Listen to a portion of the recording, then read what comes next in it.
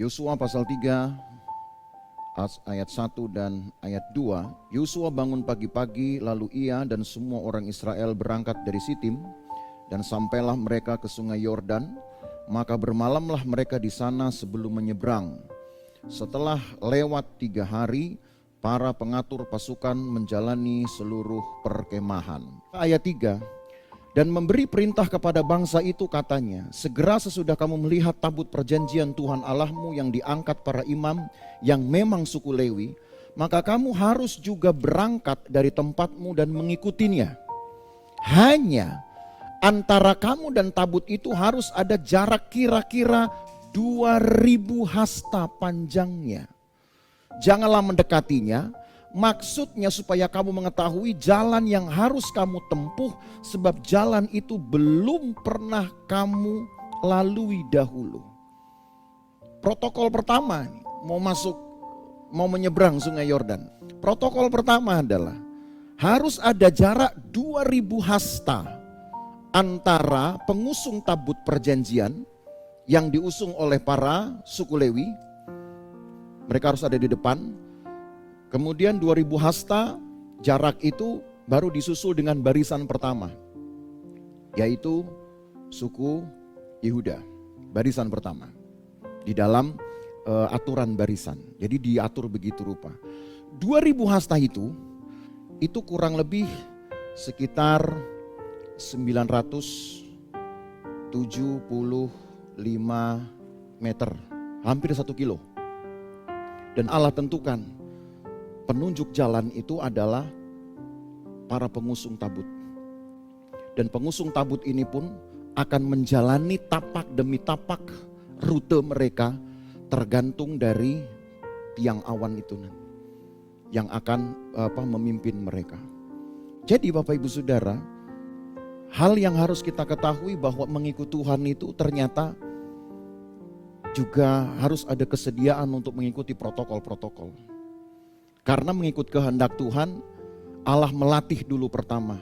Mau gak seorang beriman mengikuti maunya Tuhan, jalannya Tuhan. Kadang sekarang, dan ini akan menjadi ujian iman kita dalam, sebutlah episode hidup kita ke depan.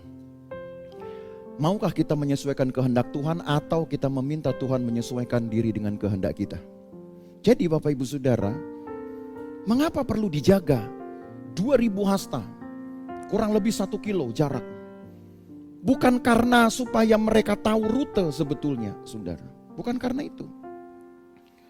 Tapi supaya ada jarak antara kemuliaan Tuhan yang dapat dilihat oleh orang Israel. Itu saja sebenarnya. Ada jarak yang dapat sekiranya orang Israel bisa menikmati kehadiran Tuhan yang memimpin mereka. Kalau mereka dekat dengan barisan pengusung, tentu mereka akan punya jarak pandang yang pendek sekali untuk melihat pekerjaan Tuhan itu. Tapi kalau jauh, karena tiang awan akan bergerak di depan barisan pengusung. Dan kalau mereka berjalan lebih jauh dengan mengambil jarak 1 kilo kurang lebih, ukuran yang sama untuk 2000 hasta, tentu dengan mudah mereka akan melihat fenomena itu, saudara, menjadi sebuah keindahan dan keagungan.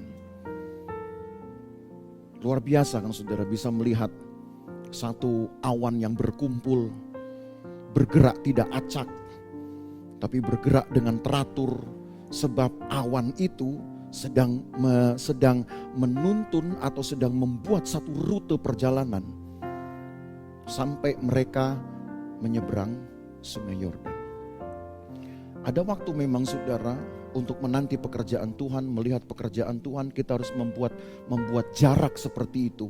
Jarak itu bukan berarti kita malah menjauh dari ibadah, tidak. Justru jarak itu artinya ada satu masa tunggu kita di dalam iman kita untuk melihat pekerjaan Tuhan dengan cara iman kita yang bekerja. Kita mengejar apa yang kita imani. Sehingga ketika kita harus melakukan ibadah kita mempunyai satu impian ini, satu visi. Saya ingin melihat pekerjaan Tuhan. Tidak bisa kita sekali datang, sekali beribadah, lalu kemudian kita minta Tuhan bekerja di depan mata kita. Maunya Allah kan berbeda. Nah, kalau sudah seperti itu saja, kita sudah membuat tertib hidup segitu ketatnya, saudara. Dan memupuk pengharapan kita untuk menanti pekerjaan Tuhan saja dengan tertib saja, ada masa tunggu yang lama. Apalagi kalau hidup kita main-main. Perlu berapa lama lagi Allah mesti mendisiplinkan dulu umatnya. Jadi saya percaya bahwa masa ini dan ke depan adalah masa di mana Tuhan sedang mempersiapkan umatnya untuk menikmati pekerjaan Tuhan yang besar.